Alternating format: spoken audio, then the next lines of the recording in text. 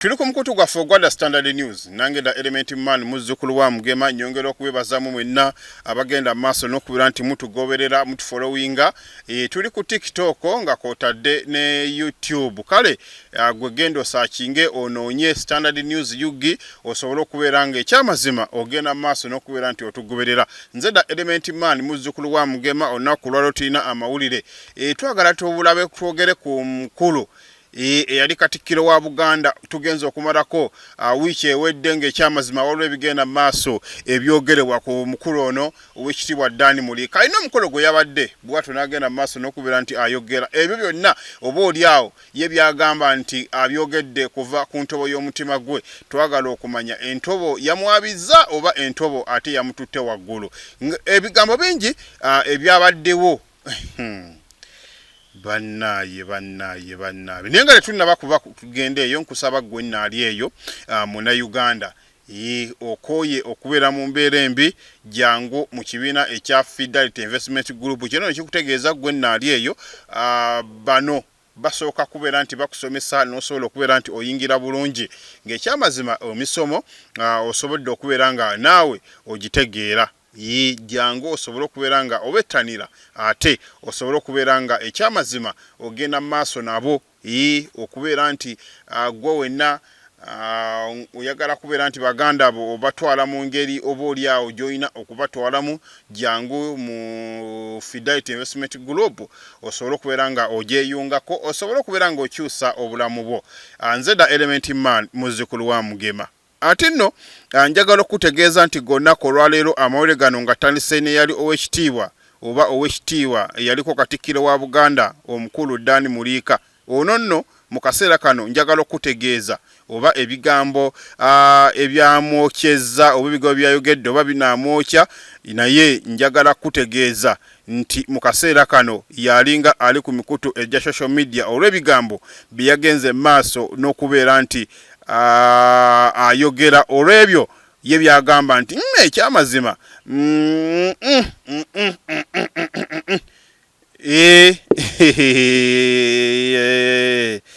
kati nno njagala kutegeeza gwe wenna andaba ku mukutu guno nti omukulu ono ow'ekitiibwa Dan Mulika alina omukolo oba oliawo gwe yabaddeko era nga mu kaseera kano omukolo guno njagala okutegeeza nti Dan Mulika ono era nga ono y'ow'ekitiibwa njagala okutegeeza gwe andaba ono yaliko ow'ekitiibwa era nga yakulemberako Obuganda mu myaka egy'edda. Ndowooza ffe nga ffe ekyamazima ndowooza twali tukyali bato ebiseera ebyo nga tetunnaba kubeera nti tutegeera nnyo ebiri mu ggwanga, era nga mu kaseera kano Dan Mulika ono ffe tugenza omutegeera ng'oba oliawo nga yavaako dda ku ntebe eya bwakatikkiro bwa Buganda. Dan Mulika ono njagala okutegeeza ow'ekitiibwa yabadde ku mukolo ogumu bwe yagenzedde maaso n'okubeera nti abaako n'engeri gy'agenda maaso n'okwogera eri oba oliawo ebintu ebimu. Kati nno njagala nsooke nkuweewo ka bulifa katonotono eri ow'ekitiibwa ono Dan Mulika. Dan Mulika ono yazaalibwa mu mwaka gwa 1943 omwezi gwali gwa January, era ng'ono mu kaseera ako nga ow'ekika ky'e Namuŋŋoona. Dan Mulika ono era njagala okutegeeza nti gwe nno andaba yasomeddeko mu masomero mangi okuli Mityana Junior School saako n'amasomero amalala, era bw'atyo n'agenda ku Mityana Secondary School bw'atyo yava n'agenda maaso n'okubeera nti asoma ebintu bye oba oliawo eby'amateeka.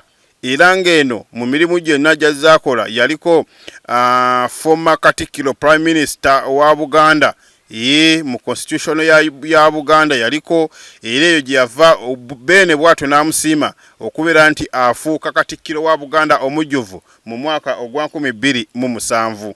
Era mu mwaka 2017 bana alina emyaka emeka simanyi, ndowooza nalinga mu myaka 10 myaka ndowooza nga 13 14 awo ow'ekitiibwa ono Dan Mulika ebiseera ebyo.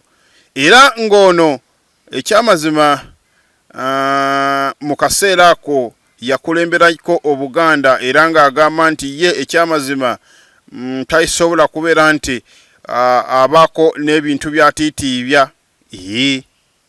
Dani Muliko ono njagala okutegeeza abadde asirikiridde akaseera akawanvu, era ng'oba oli awo mu kaseera kano kabadde asirikiridde nti okugenza okuvaayo mu kaseera kano kwe kubeera nti ate ebigambo byagenze maaso n'okubeera nti ayogera ku mukolo ogumu gye yabadde oba oli awo biringa ebisiikudde bannayuganda emmeeme, nga buli omu yeebuuza ddala ow'ekitiibwa ono byeyayogedde ddala yabadde abitegeeza oba yabadde tabitegeeza.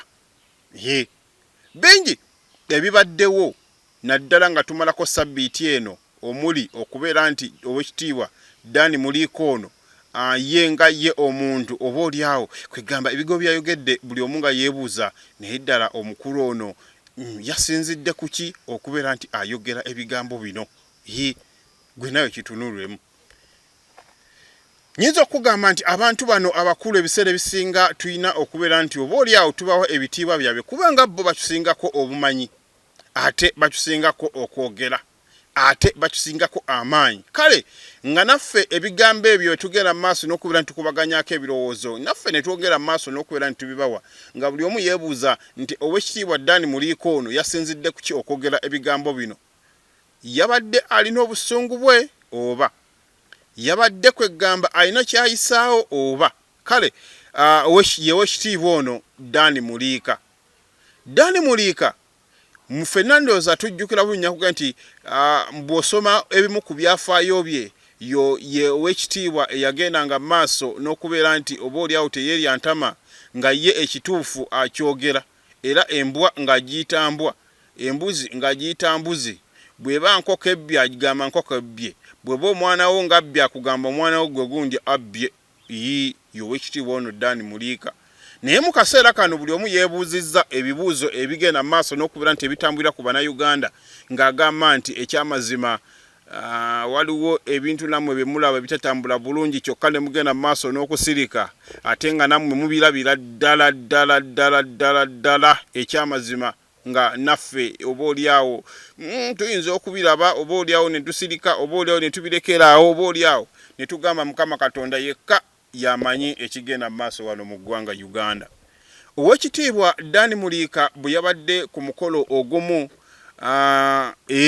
nga yabadde agezaako okubeera nti awa spiiki ye ku mukolo guno, bingi bye yayogedde nga mu byo oba nkyogere nange oba nange ngende mu maaso n'okuddamu eky'omukulu ono kye yayogedde. Kyewuunyisa kyewuunyisa kyewuunyisa kyewuunyisa kyewuunyisa kyewuunyisa kyewuunyisa. Omukulu ono mu kwogera kwe yagambye nti ekyamazima abannakibiina kya NRM bonna buli bwe mbalaba nze nkulwange ndowooza nti oba kiki nze sigenda kukyogera, naye omukulu ye ekigambo yakikubyewo, era kaŋŋende mu maaso n'okubeera nti nkuwa ekigambo omukulu ono kye yakubyewo, naawe oba oli awo ogende mu maaso n'okubeera nti onyumirwa ekigambo kino omukulu ono kye yayogedde, nga taliimu wadde ensonyi, nga taliiko wadde kubeera nti atya oba bayinza okubeera nti bayinza okumulaba, oba oli awo obutambi buno buyinza okutuuka ew'abakulu. Era bwe twogera kati obutambi bwatuuseyo dda, naye tetunnamanya abakulu kibbo nga bo kye bagenda okubeera nti basalawo. Kamukuwe wuuyo. Nze bwe ntunuulira ow'NRM mmanya nti obwongo talina, kubanga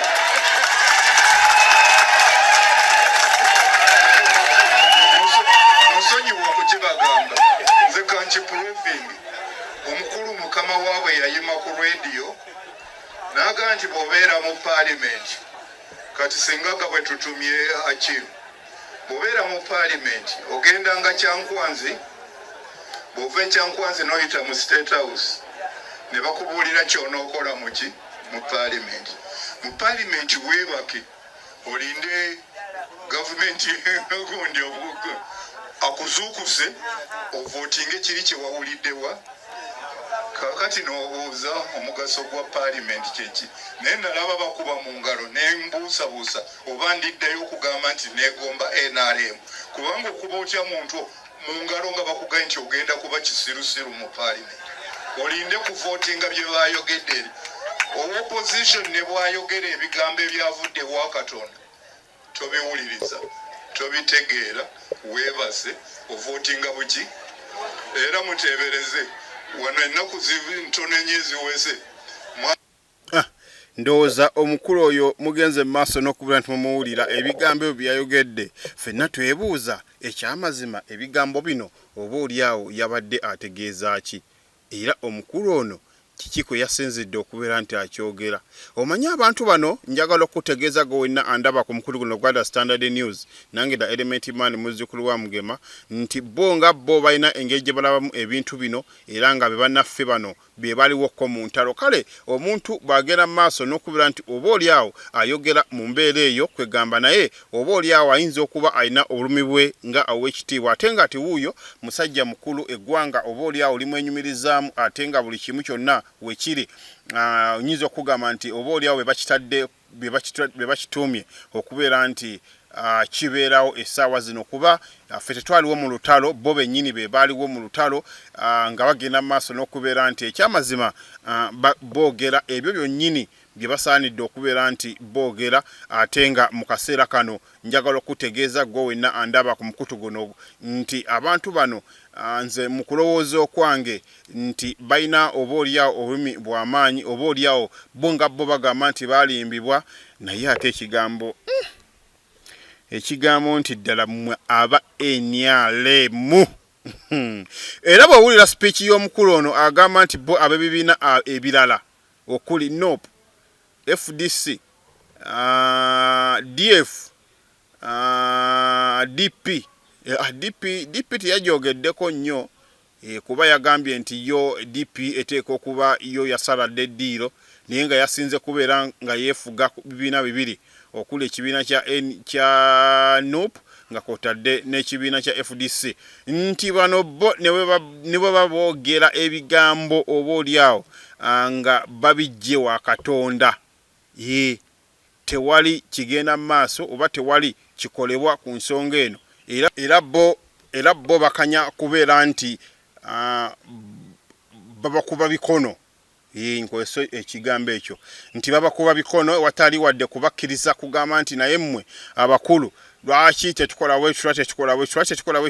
bwekiti ensonga lwaki omukulu ono oba oliawo yavuddeyo ng'agamba nti ekyamazima bingi ebyandibaddewo naye ate mu kubeerawo kwabyo kisaanidde okubeera nti nga bannayuganda oba oliawo nga abantu ssekinnoomu musaanidde nammwe mugende mu maaso n'okubeera nti mwerabirako olw'ensonga nti bingi nammwe muzze mubiraba omuli okubeera nti entalo oba oliawo nga zizze mu ggwanga Uganda omuli okubeera nti ebibiina ebirala tewali n'omu agenda mu maaso n'okubeera nti oba oliawo abikira ono nno wakati mu kwogera kwe era mu bigambo bye yagambye nti nenda mmwe bannayuganda mulabe ekyamazima bwe tuba nga twogera nammwe ebintu bye mukola ki bye mulabako mukirabe abantu abagezaako okuteeka omukulu amaanyi abantu abagezaako okuteekako omukulu amaanyi naddala mu nsonga y'obufuzi bafundikira obulamu bwabwe bugootaanye onfuna bulungi era nagamba nti ekyamazima nammwe mulabe omukulu Besigye yalwana nnyo wakati mu kulwana afundikidde ali mu kkomera kati giweze ebbanga oba oliawo lya myezi emeka ye kati n'omwaka kumpi gugenda kuwera oba oliawo gugenda kuba gugweze buwezi akyali mu nkomyo naye nga buli omu yeebuuza musango kiddala omutuufu oguvunaanibwa Besigye era n'agamba nti nammwe mulabe Bobi Wine mwegwe muwana aliruddawa essaawa zino. Bobi Wine naye ke kavubuka akabadde kavudde okuteeka amaanyi ku musajja ono oba oliawo naye kati mu kaseera kano agamba nti Bobi oba oliawo naye takyali mu ggwanga olw'ensonga nti agezezzaako okubeera nti ateeka amaanyi ku mu gavumenti eno naye nga ekyamazima mpaawo kye bayinza kukolawo. Bino bye bigambo by'owekitiibwa kuba naffe tugezaako n'okubeera nti tuyimulungula okugezaako okubeera nti ekyamazima buli kimu oba oliawo kigendera ddala mu maaso.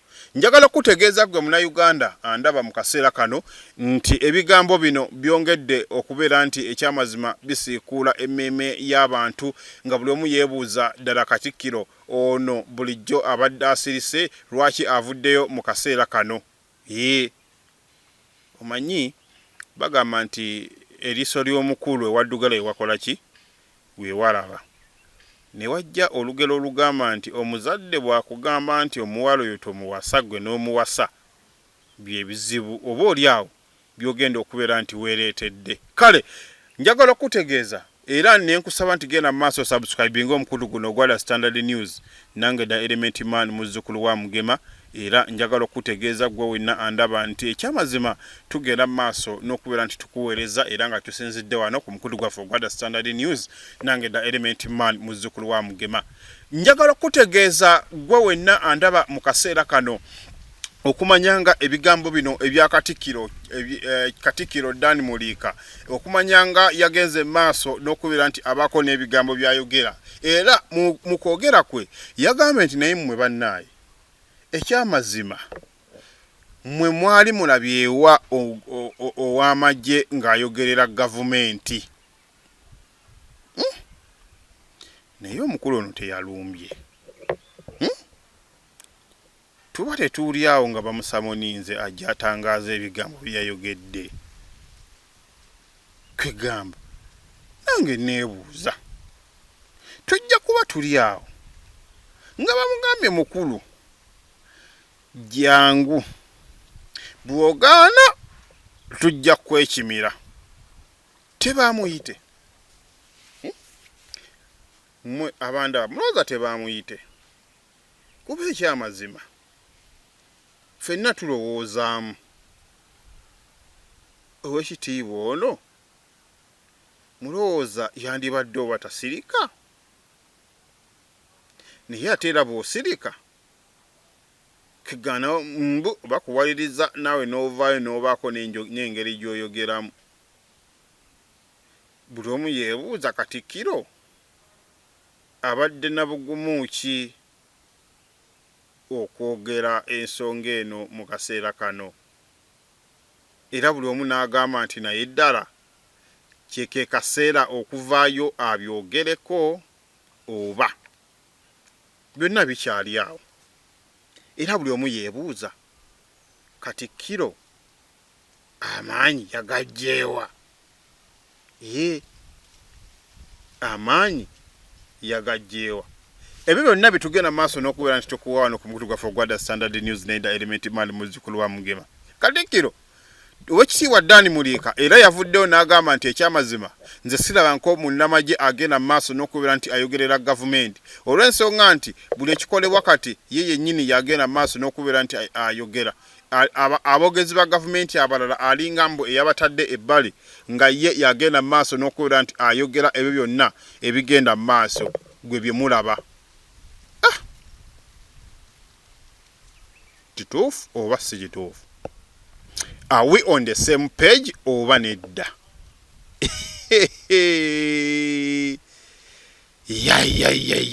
Ebigambo bino kangenda maaso nange kansoke nkuwa ebigambo bino ate naawe sooko obyewulirireko olabe omukulu kiki yabadde ategeeza mu kaseera kano ow'ekitiibwa wulira. Mu constitution ow'amagye takkirizibwa kujja n'ayogerera gavumenti naye kati akulira amagye yaloogera ki era bwe yandigoogedde ku olwo constitution yetugamba mu mugobe mwamugoba lwaki kubanga constitution si yammwe mutegedde bweteri yammwe akakiiko akalonda abalamuzi ka muntu buntu eko kye muyita Judicial Service Commission. Bwe muba mwetaaga abalamuzi 30 newankubadde mwandibadde munoonya diguli n'ebirala bye baasoma, oli aweerezaayo amannya 40 ko ne kabayita nga 12 mwabalala mwenna mwe mugwa interview temwayiseemu ne muddayo. Kyova olaba omulamuzi nga juzi mu musango guno gwokkako ne bw'oyagala ekyokulabirako ogwaki yali kinobe yasala ogwani ogwona yali n'omuyini waliwo omusango gwogundi eyagwe bagamba yaleeta yagenda mu UNEB n'afunayo certificate Walukaga ogwa Walukaga omulamuzi n'atuula ne bibuigi byabwe nga bw'obiraba. Oli n'aleeta certificate okuva mu UNEB emulaga nti alina obuyigiriza obwenkanankana ki A-level ate nga kyekisaanyizo ye yennyini ng'ali mu university omwaka ogwokumeka ogwokusatu ekitegeeza yali amaze n'okusukka ebiki ebisaanyizo. Omulamuzi n'aga nti biri byakaddiwa kati oli munnankani wakati simanyi wali weetaaga kgenda kusoma bulamuzi okutegeera ekyo n'obwongo bwa Katonda n'abusuula ebbali kubanga alagirwa buki era waliyo ekyo ekigambo kye bakozesa abaafu kyekyo ekitusse n'olwekyo bwe musanyukanga wano wabula nje omukulu ndooza omuwulira kwegamba bannaye oli yalumbye bannaye. Buli omu mu kaseera kano yeebuuza naye ddala omukulu ono yeesize ekindooza namwe muwulidde agambye nti mu kaseera kano bw'owulira ebigambo bye nti ekitongole ekiramuzi waliwo akakiiko akakironda naye ate mu kaseera kano omuntu omu yagenda mu maaso n'okubeera nti alonda akakiiko kano oba alonda abalamuzi nti kwegamba balinga okugamba nti bwe bateekayo ebiwandiiko tugeze balanze ne beetaaga nti twagala balamuzi 30 mweneyo mujja 13 naye nga mmwe bagenda okuteekayo ekirango kino obutaagala kubeera nti oba oli awo kwebuzaabuza naye nga bagenda okwekaŋŋaanya nga ekyamazima ekigundi kino ekyamazima nga abantu bano bo nga 30 bamaze dda okubafuna. Era ono bw'owulira ebigambo bye era bw'obadde obiwulira akugambye kimu nti waliwo enjogera y'ennaku zino order from above yeriwo mu kaseera kano.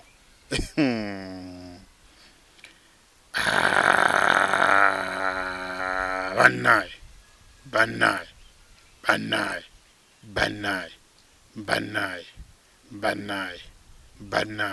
kale njagala kutegeeza gwe wenna awuliriza mu kaseera kano ebigambo by'omukulu ono Dani Muliika ffenna tugenda kwebuuza bigenda kuggweerawa era bigenda kumekezebwa bitya. Dani Muliika yalaze nti ebigambo byayogera abyogera nga abijja ku mutwe gwe oba nga abyogera nga kwegamba munyiikaavu olw'ebyo oba oliawo ebigendera ddala mu maaso ng'agamba nti Uganda kati we yatuuka oba oliawo buli omu agifuga lulwe. Olwono yagambye nti omuntu naddala munnamagye talina kubeera nti yeenyigira mu kintu kyonna nga singa agezaako n'okubeera nti yeenyigira mu kintu kyonna oba oliawo alina okubeera nti agobebwa. Naye wano e Uganda kiringa ekyagaana nga ne munnamagye asobola okuvaawo bw'atyo n'aduumira. Oba asinzidde ku mukulu Anita Amongo. Tijjukira omukulu ono ffenna tukimanyi bulungi General Muhoozi yavaayo ng'ayita mu mwogezi we owa PLU David Kabanda nti omukyalo oyo Anita Amongo tumuyimirizza no ffe tetugenda kuddamu kubeera nti tumugobera ng'aba PLU. Oba kwe kwasinzidde n'ayogera ekyo nze naawe twagala okutegeeza gwe wenna atulaba mu kaseera kano wano ku mukuto gwa Standard News nti ensonga zino zikyagenda mu maaso n'okubeera nti ziranda olw'engeri nti omukulu ono Dani Muliika ow'ekitiibwa yaliko Katikkiro wa Buganda mu mwaka ogwa 2007 era bw'atyo yabaako n'ebisanja ebiwera era nga yali omuntu oba Katikkiro ateerya ntama ng'agenda mu maaso n'okubeera nti ekyamazima abaako n'engeri oba oliawo gy'ayogera ensonga ezazinyigiriza ennyo Bannayuganda. Kati mu kaseera kano buli omu yeebuuza naye ow'ekitiibwa ono kale njagala okutegeeza nti ow'ekitiibwa Dan Muliko ono ebigambo bye kwegamba nyinza okugamba nti talina ku yasinzidde wabula yatunuulidde ebyo ebigenda maaso mu nsi yattu Uganda bw'atyo n'avaayo n'agamba nti naye mmwe munaasirika munaakomawa okumanya nga tujoogeddwa naffe mugenze maaso n'okubeera nti tujoogebwa ebitagambika ettaka lyaffe mugenze maaso n'okubeera nti ekyamazima mulinyaga mulitwala nedda tebalitwala naye oba balitwala. Yagambye nti mu bigambo bye nti ekyamazima bw'otunuulira ennyo ebigambo by'omukulu ono bw'otunuulira ebigambo by'omukulu ono ye agamba nti biringa oba oliawo gwe wenna abiraba oba gwe wenna abiwuliriza ebigambo by'owekitiibwa Dan Muliika oyinza okulowooza nti yabyogedde ali maziga akaaba. Obwekitiibwa Dan Muliika ono era mu njogera ye yagambye nti naye mmwe bannayuganda ekyamazima mulinga abayisizzaamu owekitiibwa Ssaabasajja Kabaka amaaso. N'agamba nti mugenda ne mugamba nti Kabaka alagidde. Era n'agamba nti mutereze mangu olulimi, Kabaka talagira asiima busiimi. Nti naye ennaku zino enjogera yaabwe Kabaka kwegamba mumuyisizzaamu amaaso, buli kamu mugamba nti Kabaka alagidde, buli kamu mugamba nti Kabaka alagidde, naye nga Kabaka ekyamazima talina kubeera nti alagira, Kabaka asiima busiimi. Ekyamazima Katikkiro oba oliawo Kabaka talina kubeera nti alagira bulagizi. Ono agamba nti Kabaka alina kubeera nga asiima bw'atyo, n'agenda maaso n'okubeera nti alabikako oba oliawo eri kwegamba Obuganda, oba oliawo n'alabikako eri abantu be, oba oliawo n'asiima n'agamba nti abantu bange mbawadde wano mugira mu kubeera nti mukozesaawo. Ffenna ebigambo by'omukulu ono sigenda kubeera nga nkuliisaawo, kangende maaso n'okubeera nti mbikuwa naawe nnyini ogende maaso n'okubyewulirirako. Nabadde nja kufuumulira abantu enfuufu oba kinaava okusaawa gona oba mbadde oba nasobeza ye awuliriza. N'olwekyo kyemuva mulaba bajjajjaffe mu Buganda baali batuufu nnyo ne bagamba nti omuntu tafugwanga ne Kabaka tatufuga atukulembera buki. Wabula ennaku zino waliwo aboogeza Kabaka ebitali bituufu mbu yawadde ebiragiro. Kabaka tawa biragiro, asiima buki. Era bw'akuga nti nsiimye kubanga omuntu alamula bino bye bikulu byatekolako. Bw'oba olamula, bw'oyagala omuntu okukukolera ekintu omuwuliriza, oteesa, onoonyereza, okyawa ekibi, oyagala kiki kituufu oba kirungi. Ate buli lw'ofuna ekituufu ng'obadde olamula oleesa emirembe. Ensi yaffe lwaki emirembe gituweddeko? Kubanga bano batufuga buki. Teebereza omuntu okusasulira ame nga tayagala kusasulira basawo basoma busawo kutujjanjaba. Ng'ate ffe twakula tumanyi nti bw'oba oyagala ekyobwereere ogenda wa? Mulago.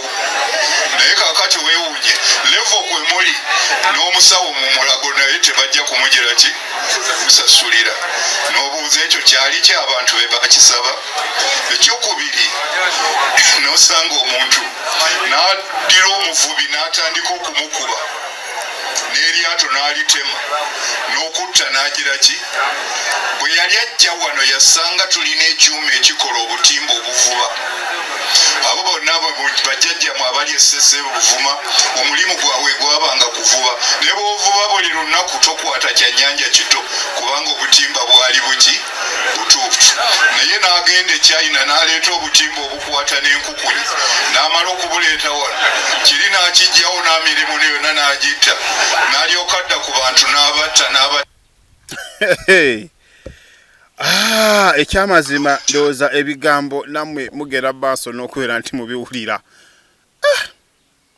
Omukulu ekyamazima yabadde mukambwemu olw'ebigambo ebyo byagenze maaso n'okubeera nti ayogera byonna nze nagambe wano ku Standard News ndiwo okubeera nti mbibawa wano ku Standard News ndiwo okubeera nti mbatuusaako ebyo bye musaanidde okubeera nti muwulira.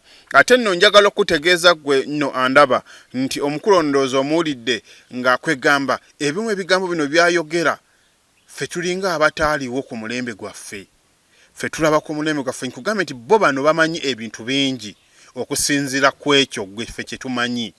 Ndowooza owulire mbadde simanyi nti waliwo ko n'engeri y'ekyuma ekyali kikolanga obutimba. Ekyuma kino nti kyali kyo tekivubanga gento kizibe enkukunyi, naye omukulu obaoliawo we bakiggala ate n'agenda e China n'aleeta akatimba nga obutimba buno n'enkukunyi zigenda maaso n'okubeera nti zibuvuba. Nti obutimba bw'edda bwali tebuvuba bugege buto, naye kati ekiviiriddeko ekyo kwe kuba nti ekyuma obaoliawo ekya Uganda wano bagenda maaso n'okubeera nti babaako n'engeri gye bakiggalamu. Kwegamba abantu bano njagala nnyo tubawe obaoliawo tugende maaso n'okubeera nti tubawuliriza. Obaoliawo naffe nga bavubuka tusobola okubeera nti tubaako n'engeri gye tuyigamu, tubaako n'engeri gye tugenda maaso n'okubeera nti ekyamazima tubaako n'engeri obaoliawo gye tugenda maaso n'okubeera nti nga eggwanga tugenda maaso n'okubeera nti ndowooza tugenda tubaako n'ebintu bye tuyiga obaoliawo nga bavubuka. Ate n'olw'ensonga eyo nti bingi nammwe muzze nga mbiwulira, era wuuno y'omu agamba nti ekyamazima wuuno y'omu agamba nti n'eddwaliro obaoliawo e Mulago waalingayo eddagala lyali lya bwerere, naye kati bw'ogendayo tekyali ddagala.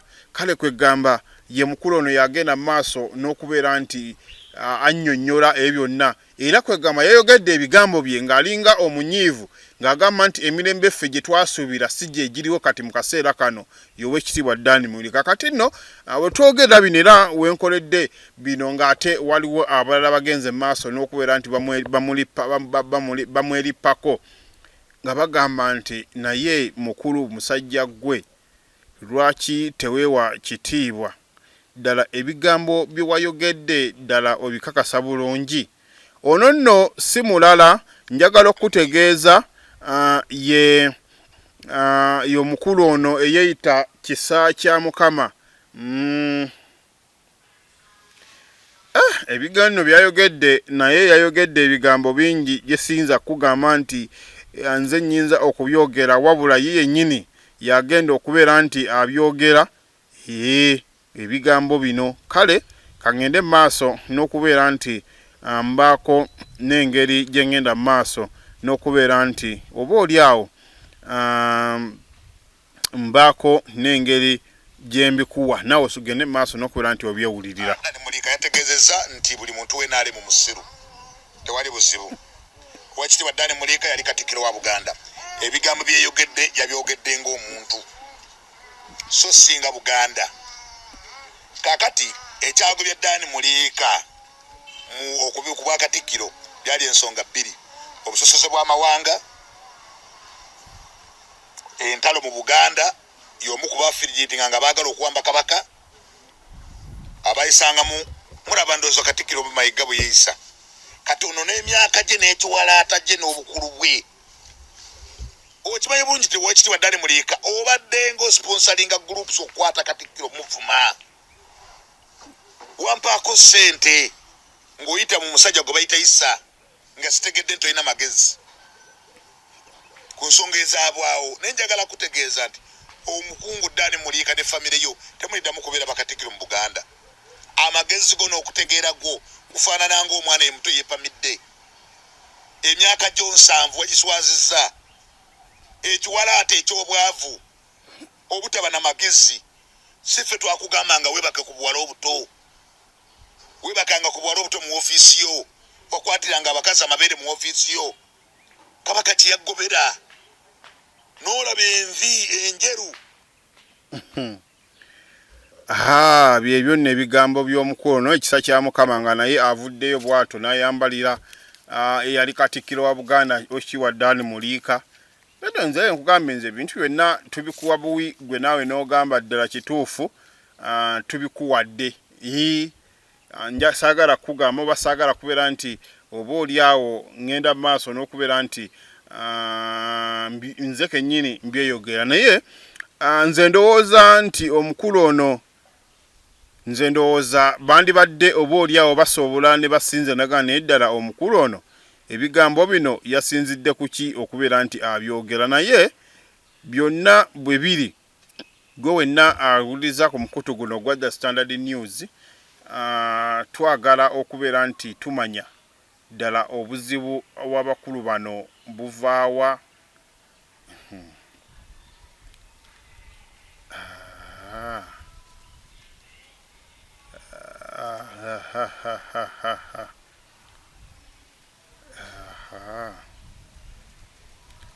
Kale kwegamba tetumanyi kiki naye nga njagala okutegeeza gwe wenna atulaba mu kaseera kano nti Oweekitiibwa Dan Muliika nze nkutegeezezza naye kugamba nti ayinza okuba musajja wattu alina obusungu oba oli awo nga waliwo ebyagenda mu maaso obutatambula bulungi oba oli awo ebyagenda mu maaso n'okubeera nti ekyamazima nga byo birina okubeera nti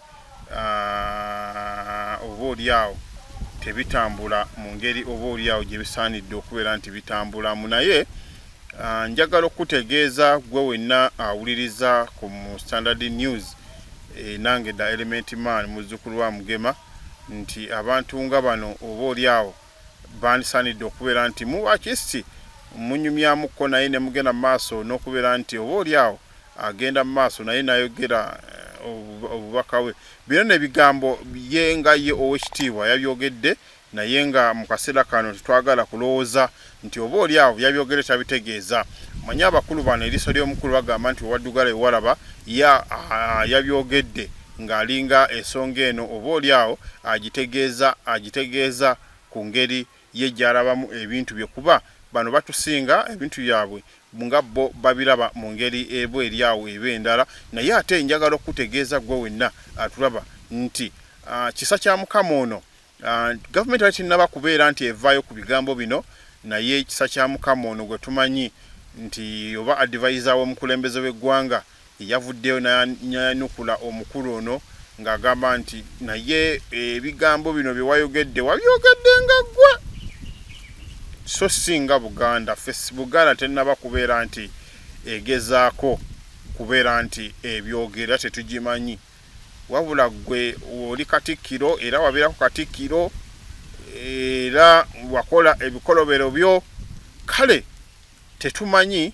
oba omukulu naye wasinzidde abiinako wiino oba tetumanyi oba ddala omanyi